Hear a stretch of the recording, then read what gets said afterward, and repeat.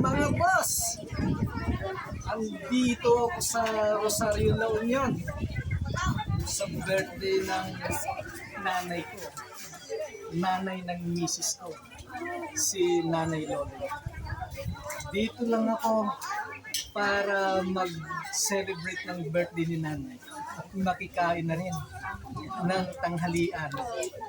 Pagkatapos ng tanghalian na ito, ay balik na naman ulit sa Makati. Pero mga boss, meron akong naisip na i-video sa inyo ang difference between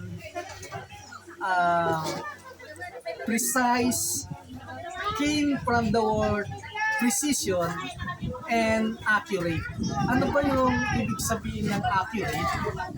Ano ba ang ibig sabihin ng precise? I-video ko po yan pagdating ko sa Makati. Pansamantala, bayaan nyo lang muna ako rito sa nanay ko. Makiki-birthday at makikitanghalian.